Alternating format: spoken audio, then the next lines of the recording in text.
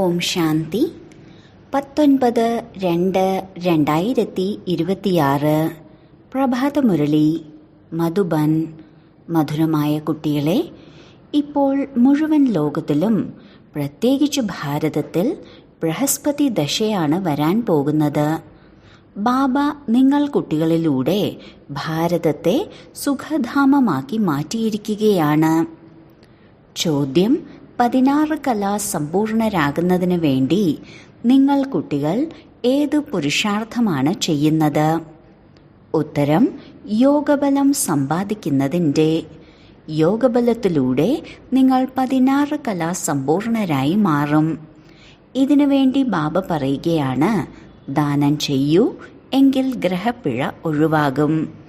നിങ്ങളെ വീഴ്ത്തുന്ന കാമവികാരത്തെ ദാനം കൊടുക്കൂ, എങ്കിൽ നിങ്ങൾ 16 കലാ സമ്പൂർണരാകും.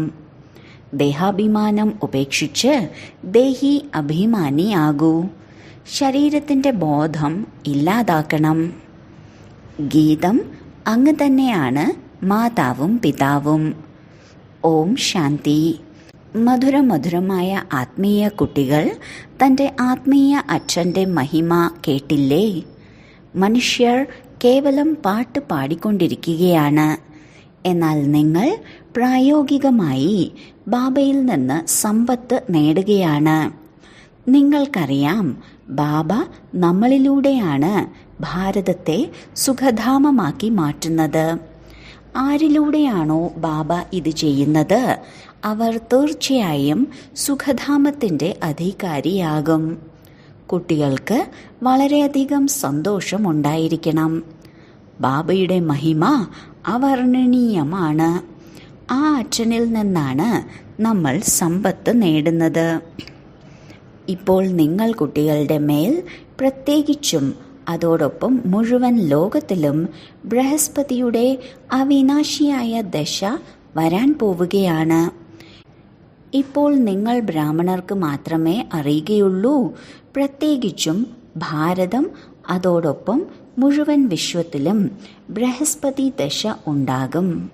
എന്തുകൊണ്ടെന്നാൽ ഇപ്പോൾ നിങ്ങൾ 16 കലാ സമ്പൂർണരാവുകയാണ്. ഈ സമയത്താണെങ്കിൽ ആത്മാവിൽ ഒരു കലയും ഇല്ല. കുട്ടികൾക്ക് വളരെയധികം സന്തോഷമുണ്ടായിരിക്കണം. ഇവിടെ ഇരിക്കുമ്പോൾ സന്തോഷമുണ്ട്, പുറത്തു പോയാൽ അത് ഇല്ലാതാകുന്നു. അങ്ങനെ ആകരുത്. ആരുടെ മഹിമയാണോ പാടിയിരുന്നത്, ആ ബാബ നിങ്ങളുടെ സന്മുഖത്തുണ്ട്. ബാബ മനസ്സിലാക്കി തരികയാണ്, 5000 വർഷങ്ങൾക്ക് മുൻപും നിങ്ങൾക്ക് രാജ്യാധികാരം നൽകിപ്പോയിരുന്നു. ഇപ്പോൾ നിങ്ങൾ കാണും, പതുക്കെ പതുക്കെ എല്ലാവരും വിളിക്കാൻ തുടങ്ങും. നിങ്ങളെക്കുറിച്ചും സ്ലോഗനുകൾ പറയാൻ തുടങ്ങും. ഏതുപോലെയാണോ ഇന്ദിരാഗാന്ധി പറയുമായിരുന്നു, ഒരു ധർമ്മം, ഒരു ഭാഷ, ഒരു രാജധാനി വേണം. അതും ആ ആത്മാവ് തന്നെയാണല്ലോ പറഞ്ഞത്. ആത്മാവിനറിയാം, ഭാരതത്തിൽ ഒരു രാജധാനി ഉണ്ടായിരുന്നു. അതിപ്പോൾ സമീപത്ത് വന്നു നിൽക്കുന്നുണ്ട്. ഭാരതത്തിന് വീണ്ടും 16 കലാ സമ്പൂർണമായി മാറണം. നിങ്ങൾക്കറിയാം, നമ്മൾ ആ യോഗബലത്തിലൂടെ 16 കലാ സമ്പൂർണരായി മാറും. ദാനം കൊടുക്കൂ, എങ്കിൽ ഗ്രഹപ്പിഴ തീരും എന്ന് പറയാറുണ്ടല്ലോ. ബാബയും പറയുകയാണ്, വികാരങ്ങളെയും അവഗുണങ്ങളെയും ദാനം നൽകൂ. ഇത് രാവണന്റെ രാജ്യമാണ്. ബാബ വന്ന് ഇവിടെ നിന്നും മോചിപ്പിക്കുകയാണ്. കാമവികാരമാണ് ഏറ്റവും വലിയ അവഗുണം. നിങ്ങൾ ദേഹാഭിമാനികളായി മാറിയിരിക്കുന്നു. ഇനി ദേഹി അഭിമാനിയായി തീരണം. ശരീരത്തിൻ്റെ ബോധം ഇല്ലാതാക്കണം. ഈ കാര്യങ്ങളെല്ലാം നിങ്ങൾ കുട്ടികൾക്ക് മനസ്സിലാകുകയുള്ളൂ. ലോകർ അറിയുന്നില്ല. 16 കലാ സമ്പൂർണമായിരുന്ന ഭാരതം സമ്പൂർണരായിരുന്ന ദേവതകളുടെ രാജ്യമായിരുന്നു. ഇപ്പോൾ ഗ്രഹണം ബാധിച്ചിരിക്കുകയാണ്. ഇവിടെ ലക്ഷ്മി നാരായണന്റെ രാജധാനി ഉണ്ടായിരുന്നു. ഭാരതം സ്വർഗമായിരുന്നു. ഇപ്പോൾ വികാരങ്ങളുടെ ഗ്രഹണം ബാധിച്ചിരിക്കുകയാണ്. അതിനാൽ ബാബ പറയുകയാണ്, ദാനം നൽകൂ, എങ്കിൽ ഗ്രഹപ്പിഴ ഒഴിവാകും. നിങ്ങളെ വീഴ്ത്തുന്നത് ഈ കാമവികാരമാണ്. അതിനാൽ ബാബ പറയുകയാണ്, നിങ്ങൾ ഇതിൻ്റെ ദാനം ചെയ്യൂ, എങ്കിൽ 16 കല സമ്പൂർണരാകും. ഈ ദാനം ചെയ്തിട്ടില്ലെങ്കിൽ നിങ്ങൾ ആവുകയുമില്ല. ആത്മാക്കൾക്ക് തൻ്റെ പാർട്ട് കിട്ടിയിട്ടുണ്ട്. അതും നിങ്ങളുടെ ബുദ്ധിയിലുണ്ട്. നിങ്ങളുടെ ആത്മാവിൽ എത്ര പാർട്ടാണ് ഉള്ളത്? നിങ്ങൾ വിശ്വത്തിൻ്റെ രാജ്യഭാഗ്യം നേടുകയാണ്. ഇത് പരിധിയില്ലാത്ത ഡ്രാമയാണ്. ഇതിൽ അളവില്ലാത്ത അഭിനേതാക്കളുമുണ്ട്. ലക്ഷ്മി നാരായണനാണ് ഇതിലെ ഫസ്റ്റ് ക്ലാസ് അഭിനേതാക്കൾ. ഇവരുടേത് നമ്പർ 1 പാർട്ടാണ്. വിഷ്ണുവിൽ നിന്നും ബ്രഹ്മ സരസ്വതിയാകുന്നു. പിന്നെ ബ്രഹ്മ സരസ്വതി തന്നെ വിഷ്ണുവാകുന്നു. അവർ 84 ജന്മങ്ങൾ എങ്ങനെയാണ് എടുക്കുന്നത്? ഈ മുഴുവൻ ചക്രവും ബുദ്ധിയിൽ ഉണ്ടാകണം. ശാസ്ത്രം പഠിച്ചതുകൊണ്ട് മാത്രം ഇത് മനസ്സിലാകില്ല. അവർ കൽപ്പത്തിൻ്റെ ആയുസ്സിനെ തന്നെ ലക്ഷക്കണക്കിന് വർഷമെന്നാണ് എഴുതിയിരിക്കുന്നത്. അങ്ങനെയാണെങ്കിൽ സ്വസ്തിക പോലും ഉണ്ടാക്കാൻ കഴിയില്ല. വ്യാപാരികൾ കണക്കെഴുതുമ്പോൾ സ്വസ്തിക വരയ്ക്കാറുണ്ട്. ഗണേശന്റെ പൂജ ചെയ്യാറുണ്ട്. ഇതാണ് പരിധിയില്ലാത്ത കണക്ക്. സ്വസ്തികയിൽ 4 ഭാഗം കാണിക്കാറുണ്ട്. ഏതുപോലെയാണോ ജഗന്നാഥപുരിയിൽ ചോറുണ്ടാക്കിയാൽ പാകപ്പെട്ട് കഴിയുമ്പോൾ അത് 4 ഭാഗമായി മാറ്റാറുണ്ട്. അവിടെ ചോറാണ് ഭോഗായി വയ്ക്കാറുള്ളത്. കാരണം അവിടെ കൂടുതലും കഴിക്കുന്നത് ചോറാണ്. ശ്രീനാഥ ക്ഷേത്രത്തിലാണെങ്കിൽ ചോറുണ്ടാകില്ല. അവിടെ ഉണ്ടാക്കുന്നതെല്ലാം ശുദ്ധമായ നെയ്യ് കൊണ്ടുള്ളത് ആയിരിക്കും. എപ്പോഴാണോ പ്രസാദം ഉണ്ടാക്കുന്നത് അപ്പോൾ മുഖം പോലും തുണി വെച്ച് അടച്ചതിന് ശേഷമേ ഉണ്ടാക്കുകയുള്ളൂ. വളരെ ആദരവോടെ പ്രസാദം കൊണ്ടുപോകാറുണ്ട്. ഭോഗ് വെച്ചതിന് ശേഷം അത് വഴികാട്ടികളായ മനുഷ്യർക്ക് കിട്ടും. അത് കൊണ്ടുപോയി കടയിലും വയ്ക്കാറുണ്ട്. അവിടെ നല്ല തിരക്കും ഉണ്ടാകും. ബാബ ഇതെല്ലാം കണ്ടിട്ടുണ്ട്. ഇപ്പോൾ നിങ്ങൾ കുട്ടികളെ ആരാണ് പഠിപ്പിച്ചുകൊണ്ടിരിക്കുന്നത്? വളരെ പ്രിയപ്പെട്ട ബാബ വന്ന് നിങ്ങളുടെ സേവകനായി മാറിയിരിക്കുകയാണ്. നിങ്ങളുടെ സേവനം ചെയ്തുകൊണ്ടിരിക്കുന്നുണ്ട്. ഇത്രയും ലഹരി ഉണ്ടോ? നമ്മൾ ആത്മാക്കളെ ബാബയാണ് പഠിപ്പിക്കുന്നത്. ആത്മാവ് തന്നെയാണ് എല്ലാം ചെയ്യുന്നത്. ആത്മാവ് നിർലേപമാണ് എന്ന് മനുഷ്യർ പറയുന്നു. നിങ്ങൾക്കറിയാം, ആത്മാവിൽ 84 ജന്മങ്ങളുടെ അവിനാശി പാർട്ട് അടങ്ങിയിട്ടുണ്ട്. അതിനെ പിന്നെ നിർലേപമെന്ന് പറയുന്നത് എത്ര രാത്രിയുടെയും പകലിൻ്റെയും വ്യത്യാസമായി മാറുന്നു. ദിനം പ്രതി ദിനം പുതിയ പുതിയ പോയിന്റുകൾ തന്നുകൊണ്ടിരിക്കും. ഇത് കസ്തൂരി പോലെയാണ്. കുട്ടികൾക്ക് എപ്പോഴാണോ പൂർണ്ണ നിശ്ചയം വരുന്നത് അപ്പോൾ മനസ്സിലാക്കും, തീർച്ചയായും പരമപിത പരമാത്മാവ് വന്നാണ് ദുർഗതിയിൽ നിന്ന് നമ്മളെ സദ്ഗതിയിലേക്ക് കൊണ്ടുപോകുന്നത്. ബാബ പറയുകയാണ്, നിങ്ങളുടെ മേൽ ഇപ്പോൾ ബൃഹസ്പതി ദശയാണ്. ഞാൻ വന്ന് നിങ്ങളെ സ്വർഗത്തിൻ്റെ അധികാരിയാക്കി മാറ്റിയിരിക്കുന്നു. ഇപ്പോൾ വീണ്ടും രാവണൻ നിങ്ങളെ രാഹു ദശയിൽ ഇരുത്തിയിരിക്കുകയാണ്. ഇപ്പോൾ ബാബ വീണ്ടും നിങ്ങളെ വിശ്വത്തിൻ്റെ അധികാരിയാക്കാൻ വന്നിരിക്കുന്നു. അതിനാൽ സ്വയത്തിന് ഒരിക്കലും നഷ്ടമുണ്ടാക്കരുത്. വ്യാപാരികൾ തൻ്റെ കണക്കുകൾ കൃത്യമായി സൂക്ഷിക്കാറുണ്ടല്ലോ. നഷ്ടം ഉണ്ടാക്കുന്നവരെ അജ്ഞാനിയെന്നാണ് പറയുന്നത്. ഇപ്പോൾ ഇതാണ് ഏറ്റവും വലിയ വ്യാപാരം.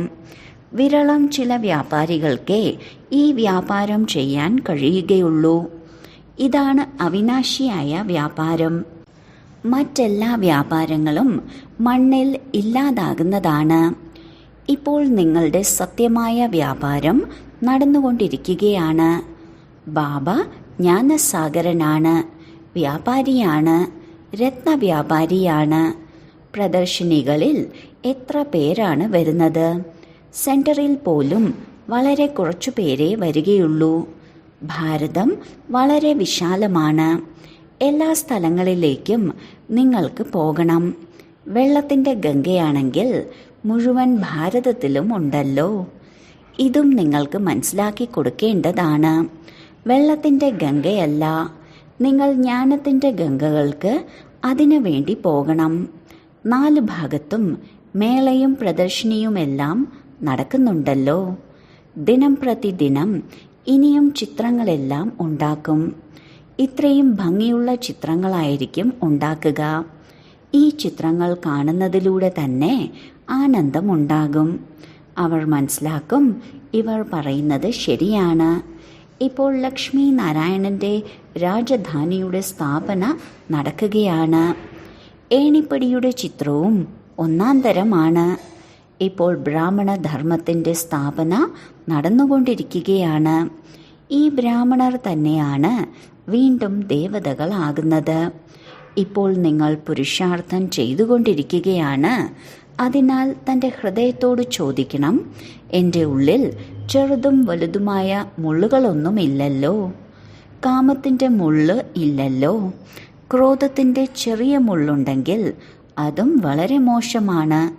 ദേവതകൾ ഒരിക്കലും ക്രോധിക്കില്ല. കാണിക്കാറുണ്ട്, ശങ്കരന്റെ കണ്ണ് തുറക്കുന്നതിലൂടെ വിനാശമുണ്ടായി എന്നെല്ലാം. ഇതും ഒരു തരത്തിൽ കളങ്കമാണ്. വിനാശമുണ്ടാവുക തന്നെ വേണം. സൂക്ഷ്മവദനത്തിൽ ശങ്കരന്റെ കഴുത്തിൽ സർപ്പമൊന്നും ഉണ്ടായിരുന്നില്ല. സൂക്ഷ്മവദനത്തിലും മൂലവദനത്തിലും പൂന്തോട്ടമോ സർപ്പമോ ഒന്നും ഉണ്ടാകില്ല. അതെല്ലാം ഇവിടെയാണ് ഉള്ളത്. ഇവിടെയാണ് സ്വർഗമുള്ളത്. ഈ സമയത്ത് മനുഷ്യർ മുള്ളുകളെ പോലെയാണ്. അതുകൊണ്ടാണ് ഇതിനെ മുള്ളുകളുടെ കാടെന്ന് പറയുന്നത്. സത്യുഗമാണ് പൂന്തോട്ടം. നിങ്ങൾ കാണുന്നുണ്ടല്ലോ ബാബ എങ്ങനെയാണ് പൂന്തോട്ടം ഉണ്ടാക്കുന്നത് എന്ന്. ഏറ്റവും ഭംഗിയുള്ളതാണ് നിർമ്മിക്കുന്നത്. എല്ലാവരെയും സൗന്ദര്യമുള്ളവരാക്കി മാറ്റുകയാണ്. ബാബ സ്വയം സദാ സുന്ദരമാണ്. എല്ലാ പ്രിയതമകളെയും അല്ലെങ്കിൽ കുട്ടികളെയും സുന്ദരമാക്കി മാറ്റുകയാണ്. രാവണൻ നിങ്ങളെ തീർത്തും കറുത്തവരാക്കി മാറ്റിയിരിക്കുകയാണ്. ഇപ്പോൾ നിങ്ങൾ കുട്ടികൾക്ക് സന്തോഷമുണ്ടായിരിക്കണം. എൻ്റെ മേൽ ഇപ്പോൾ ബൃഹസ്പതി ദശയാണ് ഉള്ളത്. പകുതി സമയം സുഖമാണ്, പകുതി സമയം ദുഃഖവുമാണെങ്കിൽ അതിലെന്ത് പ്രയോജനമാണ് ഉള്ളത്?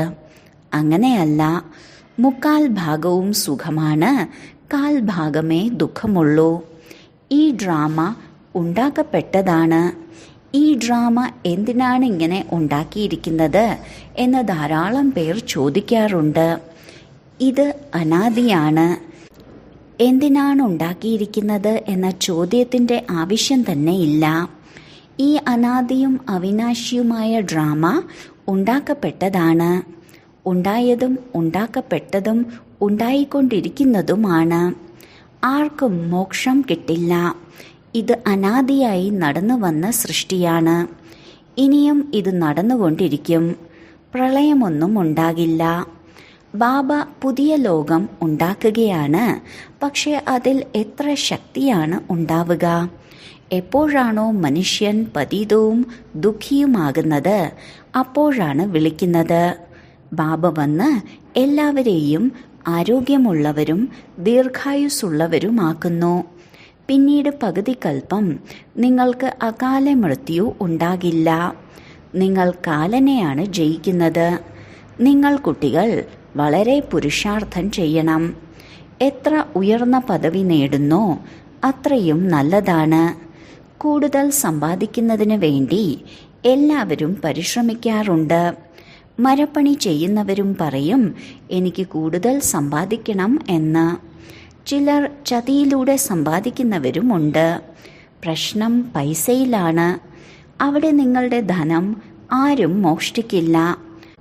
ലോകത്ത് നോക്കൂ, എന്തെല്ലാമാണ് നടന്നുകൊണ്ടിരിക്കുന്നത്. അവിടെ ഇങ്ങനെയുള്ള ദുഃഖത്തിൻ്റെ കാര്യമൊന്നുമില്ല. ഇപ്പോൾ നിങ്ങൾ ബാബയിൽ നിന്ന് എത്ര സമ്പത്താണ് നേടുന്നത്? തൻ്റെ പരിശോധന നടത്തൂ.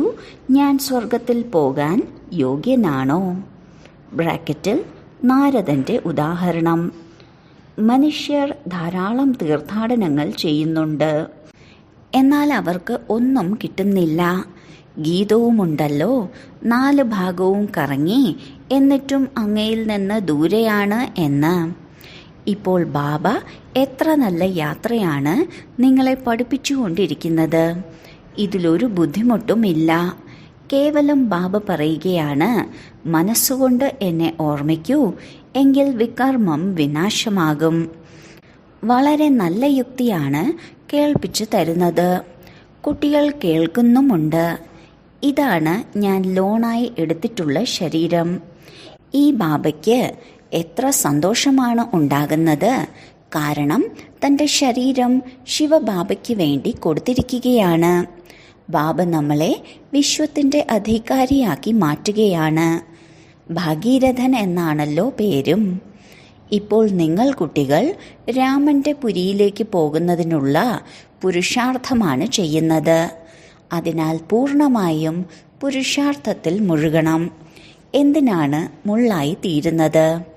നിങ്ങൾ ബ്രാഹ്മണന്മാരും ബ്രാഹ്മണികളുമാണ്. മുരളി നിങ്ങൾക്ക് കിട്ടിയില്ലെങ്കിൽ എവിടെ നിന്നാണ് നിങ്ങൾക്ക് ശ്രീമതം കിട്ടുക? കേവലം ഒരു ബ്രാഹ്മണി മാത്രം മുരളി കേൾപ്പിക്കണം എന്നല്ല, ആർക്കും മുരളി വായിച്ചു കേൾപ്പിക്കാം. നിങ്ങൾ ഇന്ന് വായിച്ചോളൂ എന്ന് പറയണം. ഇപ്പോൾ പ്രദർശിനി പറഞ്ഞു കൊടുക്കുന്നതിന് എത്ര നല്ല ചിത്രങ്ങളാണ് ഉണ്ടാക്കിയിരിക്കുന്നത്. മുഖ്യമായ ഈ ചിത്രങ്ങൾ തൻ്റെ കടകളിൽ വെച്ചോളൂ. അതിലൂടെയും അനേകരുടെ മംഗളം ഉണ്ടാകും. വരുന്നവരോട് പറയണം, വരൂ, ഞങ്ങൾ നിങ്ങൾക്ക് ഇത് മനസ്സിലാക്കി തരാം എന്ന്. ഈ സൃഷ്ടിചക്രം എങ്ങനെയാണ് കറങ്ങുന്നതെന്ന്. ആരുടെയെങ്കിലും മംഗളം ചെയ്യുന്നതിന് വേണ്ടി കുറച്ചു സമയം പോയാലും കുഴപ്പമൊന്നുമില്ല. ആ കച്ചവടത്തിൻ്റെ കൂടെ ഈ കച്ചവടവും ചെയ്യൂ. ഇത് ബാബയുടെ അവിനാശിയായ ജ്ഞാനരത്നങ്ങളുടെ കടയാണ്. ഏണിപ്പടിയുടെ ചിത്രവും ഗീതയുടെ ഭഗവാൻ ശിവനാണ് എന്ന ചിത്രവും നമ്പർ 1 ചിത്രങ്ങളാണ്. ഭാരതത്തിൽ ശിവഭഗവാൻ വന്നിരുന്നു. ആ ഭഗവാന്റെ ജയന്തിയാണ് ആഘോഷിക്കുന്നത്. ഇപ്പോൾ വീണ്ടും ആ അച്ഛൻ വന്നിരിക്കുകയാണ്. യജ്ഞവും രചിക്കപ്പെട്ടിരിക്കുന്നു. നിങ്ങൾ കുട്ടികളെ രാജയോഗത്തിൻ്റെ ജ്ഞാനം കേൾപ്പിച്ചുകൊണ്ടിരിക്കുകയാണ്. ബാബ വന്ന് നിങ്ങളെ രാജാക്കന്മാരുടെയും രാജാവാക്കി മാറ്റുകയാണ്. ബാബ പറയുകയാണ്, ഞാൻ നിങ്ങളെ സൂര്യവംശി രാജാ റാണിയാക്കി മാറ്റും. അവരെ പിന്നീട് വികാരി രാജാക്കന്മാർ പോലും നമസ്കരിക്കും. അതിനാൽ സ്വർഗത്തിൻ്റെ മഹാരാജാവും മഹാറാണിയുമാകുന്നതിന് പൂർണ്ണ പുരുഷാർത്ഥം ചെയ്യൂ. വീടൊന്നും ഉണ്ടാക്കരുത് എന്ന് ബാബ പറയുന്നില്ല. നിങ്ങൾ വേണമെങ്കിൽ ഉണ്ടാക്കിക്കോളൂ. ധനമെല്ലാം മണ്ണിലേക്കാണ് ഇല്ലാതാകാൻ പോകുന്നതെങ്കിൽ അതുകൊണ്ട് വീടുണ്ടാക്കി എന്തുകൊണ്ട് സുഖമായി ജീവിച്ചുകൂടാ? പൈസ കാര്യത്തിൽ ഉപയോഗിച്ചോളൂ. വീടുണ്ടാക്കിക്കോളൂ. ഭക്ഷണത്തിന് വേണ്ടിയും മാറ്റിവെച്ചോളൂ.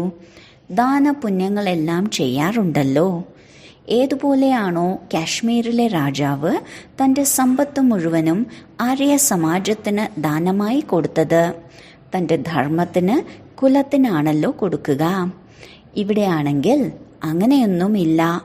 എല്ലാവരും കുട്ടികളാണ്. ഇവിടെ ജാതിയുടെ കാര്യമൊന്നുമില്ല.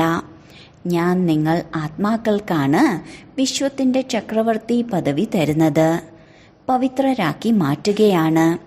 ഡ്രാമയനുസരിച്ച് ഭാരതവാസികൾക്കാണ് രാജ്യഭാഗ്യം പ്രാപ്തമാകുക. ഇപ്പോൾ നിങ്ങൾ കുട്ടികൾക്കറിയാം, ഇപ്പോൾ നിങ്ങളുടെ മേൽ ബൃഹസ്പതി ദശയാണ് ഉള്ളത്. ശ്രീമതം പറയുകയാണ്, മനസ്സുകൊണ്ട് എന്നെ മാത്രം ഓർമ്മിക്കൂ, വേറെ ഒരു കാര്യവുമില്ല. ഭക്തിമാർഗത്തിലും വ്യാപാരികൾ ദാനധർമ്മത്തിനു വേണ്ടി മാറ്റിവെക്കാറുണ്ട്. അടുത്ത ജന്മം അല്പകാലത്തേക്ക് അവർക്കത് തിരിച്ചു കിട്ടുകയും ചെയ്യും. ഇപ്പോൾ ഞാൻ നേരിട്ട് വന്നിരിക്കുകയാണ്. അതിനാൽ നിങ്ങളെല്ലാം ഈ കാര്യത്തിന് വേണ്ടി ഉപയോഗിക്കൂ. എനിക്കൊന്നും വേണ്ട. ശിവബാബയ്ക്ക് തനിക്ക് വേണ്ടി വീടെല്ലാം ഉണ്ടാക്കേണ്ട ആവശ്യമൊന്നുമില്ലല്ലോ. ഇതെല്ലാം നിങ്ങൾ ബ്രാഹ്മണർക്കുള്ളതാണ്. ദരിദ്രരും സമ്പന്നരും ഒരുമിച്ചിരിക്കും. ചിലർ പിണങ്ങാറുമുണ്ട്. ഭഗവാനും സമാന ദൃഷ്ടിയില്ല എന്ന് പറയാറുണ്ട്. ചിലരെ കൊട്ടാരങ്ങളിൽ ഇരുത്തുന്നു, ചിലരെ കുടിലുകളിൽ ഇരുത്തുന്നു. ശിവബാബയെ മറന്നിരിക്കുകയാണ്.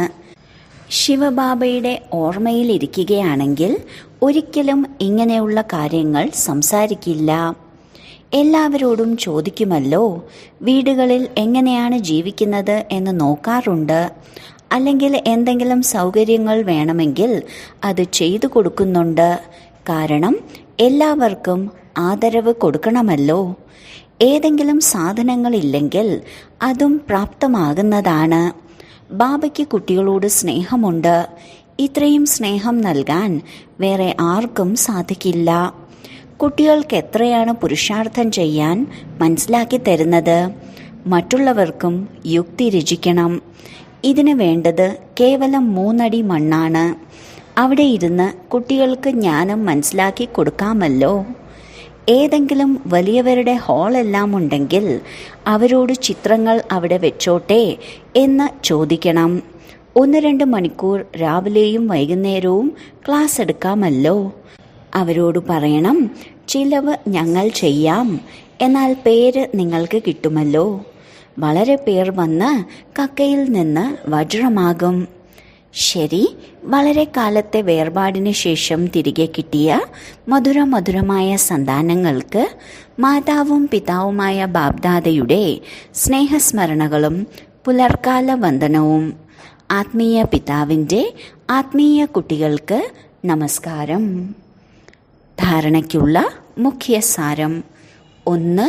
ഉള്ളിൽ എന്തെല്ലാം മുള്ളുകളാണോ ഉള്ളത് അത് കണ്ടുപിടിച്ച് ഇല്ലാതാക്കണം. രാമപുരിയിലേക്ക് പോകുന്നതിന് വേണ്ടി പുരുഷാർത്ഥം ചെയ്യണം. 2. അവിനാശിയായ ജ്ഞാനരത്നങ്ങളുടെ കച്ചവടം ചെയ്ത് മറ്റുള്ളവരുടെ നന്മയ്ക്കും സമയം ചിലവഴിക്കണം.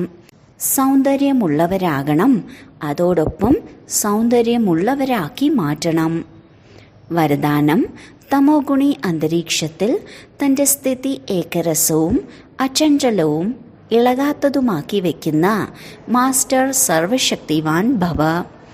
ദിനം പ്രതിദിനം സാഹചര്യങ്ങൾ അതിതമോ പ്രധാനമാകണം. അന്തരീക്ഷം ഇനിയും മോശമാകുന്നതാണ്. ഇങ്ങനെയുള്ള അന്തരീക്ഷത്തിൽ കമലപുഷ്പ സമാനം വേറിട്ടിരിക്കുക, തൻ്റെ സ്ഥിതി സതോപ്രധാനമാക്കുക.